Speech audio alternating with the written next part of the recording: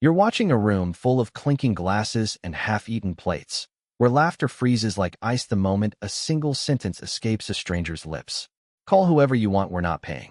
Emily's hands are trembling, not with fear, but with something heavier, something like the weight of every mistake she's ever made. A hush falls over the restaurant.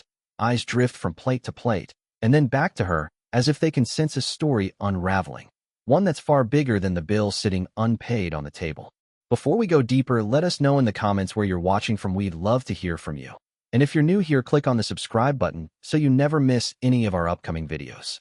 What they didn't realize was that the woman walking out, calm, poised, almost too composed, wasn't just another diner avoiding a payment. She was a supposed heiress who had spent months living the high life at expensive restaurants and luxury hotels, promising creditors she would pay them back soon, until she never did. Her name wasn't the one she gave. She had invented it, and with it she had invented the idea of wealth, of trust, of belonging to a world she'd never truly been part of. She walked into places that should have turned her away, and somehow, they handed her the keys to their finest tables, the best wine lists, the kind of service most people only dream about. She wasn't broke. She simply wasn't who she claimed to be.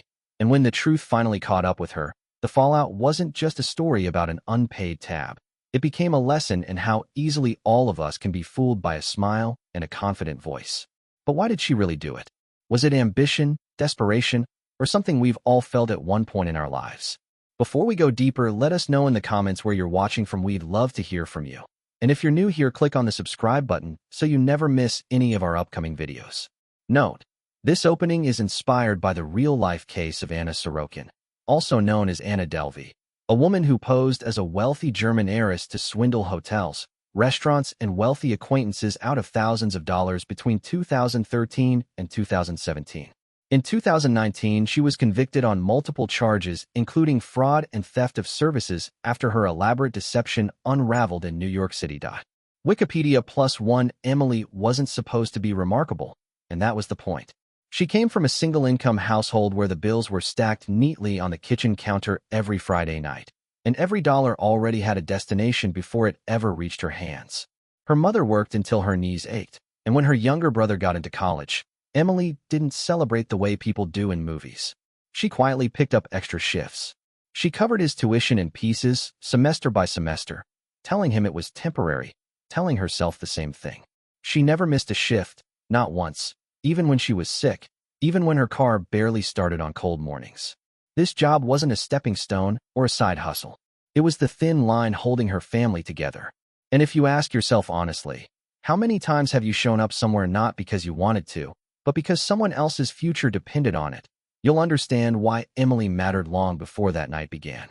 The restaurant itself wasn't loud about what it was. No neon signs, no influencers posing outside. It sat quietly on a corner people usually passed without noticing, the kind of place you only entered if you already knew someone inside. The floors were polished just enough to reflect the warm lights overhead. The air carried a soft mix of butter, wine, and something herbal you couldn't quite name, and conversation stayed low, careful, intentional. It was high-end, but not flashy, a place built on discretion. Politicians, executives, old money families, people who never wanted their names in headlines, but always wanted their tables ready. Ownership was never advertised, only whispered, because the real power behind the restaurant preferred it that way. Emily learned early that rules worked differently here. Guests were rarely questioned. Complaints were handled gently, and staff were expected to absorb discomfort with a smile. She understood this. She accepted it, because this place paid on time, paid well, and kept her brother in school. By the time that table sat down, Emily had already worked 7 hours straight. Her feet ached in that dull, familiar way she'd learned to ignore, and her mind was already planning the bus ride home, the grocery list, the text she still needed to send her brother reminding him to register for classes. She approached them the same way she approached everyone else: calm voice, steady posture, professional warmth. Nothing about them seemed unusual at first. Well-dressed, confident, comfortable taking up space. They ordered slowly, returned dishes she knew were prepared perfectly, asked questions they already knew the answers to. Emily apologized when required, even when she hadn't made the mistake. She'd done this long enough to know when to push back and when not to. But something in her shifted when she saw the plates left untouched, and heard the tone change, subtle at first, sharper with each exchange. She didn't know it yet, but tonight would decide her future. And as you listen to this, ask yourself honestly, if you were standing where Emily stood, with everything on the line, what would you have done next? The three men arrived like they owned the room, though no one had handed them the deed. They carried confidence like a shield, a presence that made others step back just enough to give them space without even realizing it. Their voices were loud, not obnoxiously so, but firm enough that heads turned, conversations paused, and even the chef in the back glanced up from his station. There was a certain sharpness to the way they spoke, a quiet cruelty that didn't announce itself with theatrics.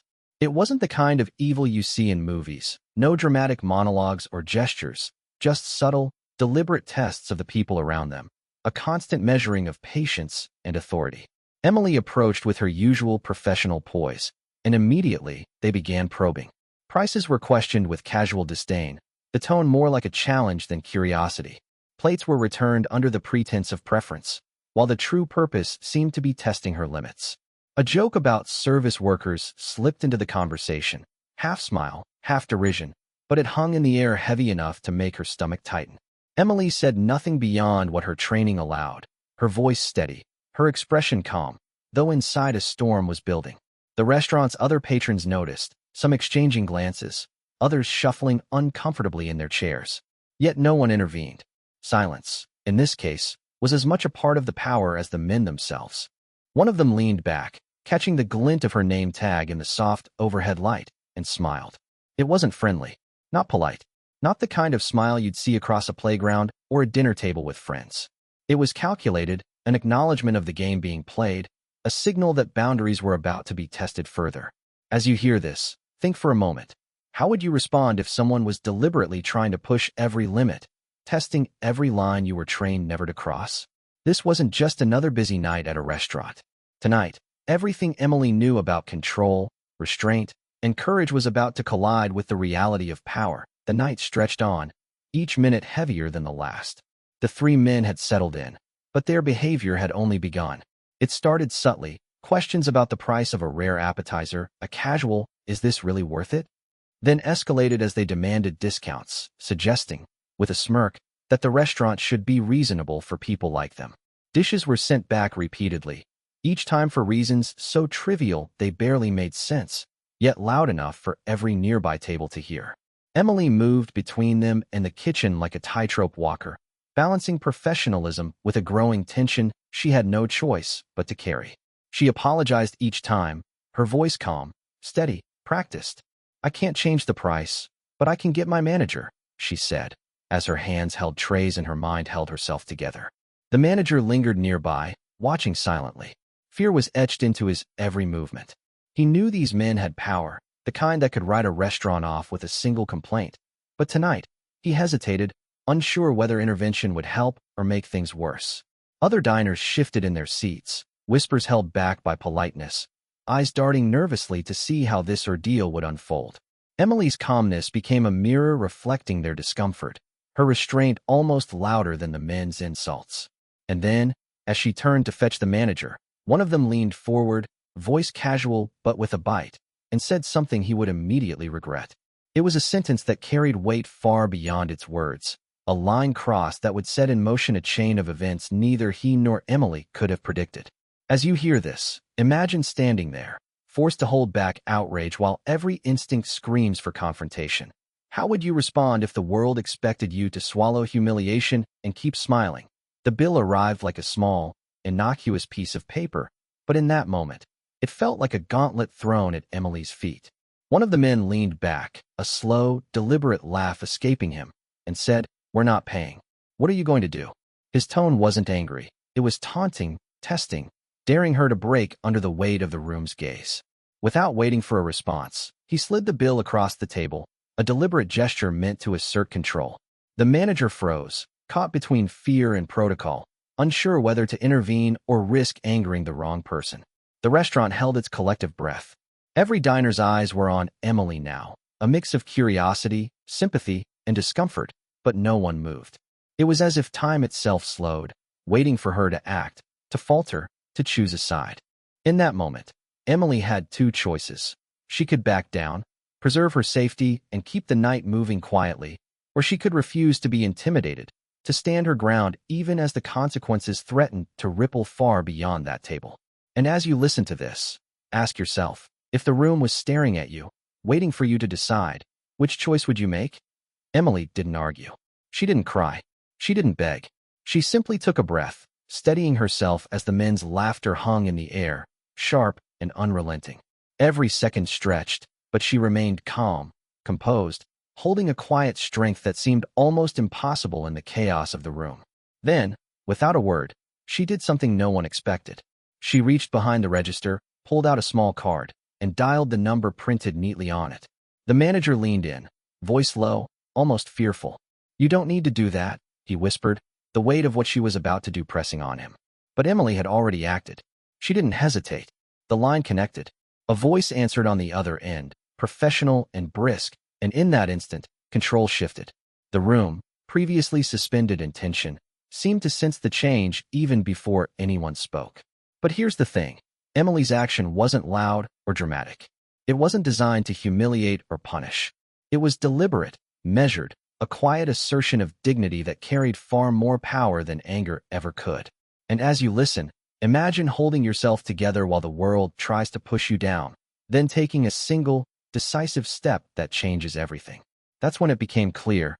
Emily wasn't just serving tables tonight. She was standing for something far bigger than any bill, any insult, or any fear. And she already had. The men leaned back, smirking now, their voices lower, sharper, as if their previous laughter hadn't been enough. One of them, eyes glinting with mockery, whispered just loud enough for Emily to hear, "Calling Daddy?" The words weren't new, but the timing, the audacity, the deliberate attempt to undermine her composure, made the room feel smaller, heavier, as if the walls themselves were pressing in. A customer in the corner, quietly eating, looked up, sensing that something bigger was unfolding. Their fork paused midair, gaze flicking between Emily and the table, understanding that this wasn't just another dispute over a meal. The tension in the air thickened, pulling the attention of everyone present, holding them captive without a single dramatic gesture. And yet, none of them noticed the man who stood up. He wasn't loud. He didn't rush. There was no fanfare, no announcement. But his movement, calm and deliberate, shifted the energy in the room in ways the three men could never anticipate. As you listen now, imagine how a single presence, steady and unassuming, can change the course of everything. Even when the most powerful people in the room think they're in control, the restaurant seemed to hold its breath as the door opened again. But there was no fanfare, no announcement. A well-dressed older man stepped inside, moving with a quiet confidence that didn't demand attention, yet somehow drew it. He didn't glance around. He didn't call anyone over. He simply walked straight to the back of the restaurant and stood behind the three men, the subtle authority in his posture speaking louder than any words could. Then, with a voice calm but carrying unmistakable power, he asked, "Is there a problem with my staff?" The question hung in the air. Silence fell like a curtain. The three men, who had laughed and mocked and commanded attention for the last hour, froze. Heads tilted, jaws tightened. The other diners exhaled slowly, some realizing for the first time that someone else had been watching this entire scene with far more control than anyone at the table. Emily, still standing by the register, felt a pulse of relief, but she remained composed, knowing the shift had begun, but the outcome was still unknown. The room, for the first time that night, was no longer theirs. The older man didn't need to raise his voice. He introduced himself simply, calmly, as if he were speaking to someone in the next room rather than a restaurant filled with tension. "I'm the owner," he said, and the weight of that title didn't rely on grandeur or flourish. It simply settled over the room like a quiet truth. He explained that he often observed his staff anonymously, not to catch mistakes, but to understand character. "I value how people treat others when no one's watching," he said, his gaze sweeping the room with measured calm, letting everyone absorb the implication. Then he turned to Emily. His eyes softened, but the authority never wavered. "You handled that perfectly," he said.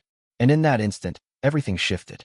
The laughter, the mockery, the quiet tension, they all evaporated, replaced by a sense of justice that didn't need drama to be felt. The three men looked smaller, diminished by their own arrogance, while Emily stood taller, her restraint, professionalism, and quiet courage finally recognized. For the audience, That moment delivered a satisfaction that went beyond a simple resolution. It was the acknowledgement that integrity and dignity can quietly, profoundly, command respect, even in the face of deliberate cruelty. The three men, for the first time that night, tried to speak. Their voices were lower now, hesitant, awkward, as apologies stumbled out between strained smiles. But the owner didn't respond with anger or theatrics. He simply refused to entertain their excuses. There was no shouting, no dramatic confrontation, just the quiet, unyielding application of consequence. Their accounts were flagged, warnings sent to partner establishments, and in short order, they were barred from venues that once welcomed them without question. The arrogance that had filled the room with tension was replaced by a quiet humiliation, subtle but unmistakable.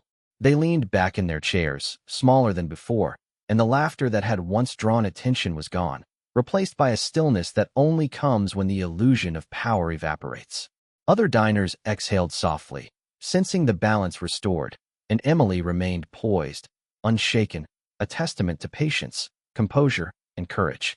Money couldn't buy their way out of this. It couldn't undo the choices they had made, or the way they treated someone who deserved nothing but respect. And in that, the lesson was clear. Integrity carries a weight far greater than wealth, and the world notices, even when we think no one is watching. After the tension settled, the owner turned his attention fully to Emily. He asked her quietly about her goals, her aspirations beyond the routine of shifts and unpaid bills. She spoke of her brother's tuition, of the sacrifices she had made quietly, without complaint, of the weight she carried for her family's future. He listened, genuinely, absorbing every word. Then, with measured intent, he offered her more than recognition. He offered a promotion, a tangible step that acknowledged her skill, her poise, her unwavering professionalism. But he didn't stop there. He revealed a scholarship fund he had quietly established years ago, one designed to help students like Emily's brother, to ensure that dedication and integrity didn't go unrewarded. The gesture was subtle, powerful, a recognition that sometimes the greatest victories are quiet, personal, and deeply meaningful. "You didn't just protect our restaurant," he said, his voice calm but firm. "You protected yourself." And in that moment, the weight of the night lifted. Emily's courage, restraint, and dignity had not only preserved her own integrity, they had reshaped her future. For the audience, it was more than resolution. It was emotional closure, the reminder that doing what's right, even when no one seems to notice, carries a reward far beyond money or status. Stories like this matter because they remind us of something we too often overlook: the quiet strength it takes to hold your dignity when others try to strip it away. Emily's courage wasn't loud or explosive. It was measured, patient, and firm. It's a reflection of how society treats those who serve, those who are expected to smile through discomfort and absorb frustration without complaint. We watch, we judge, we pass by, but how often do we pause to recognize the resilience required just to do your job with integrity? True power isn't in wealth, in status, or in the ability to intimidate. True power shows itself under pressure, in moments when someone else tries to take advantage, and you respond not with anger, but with calm, decisive action. Anyone who's ever worked hard knows this feeling: the tension, the responsibility, the silent battles fought while the world seems oblivious.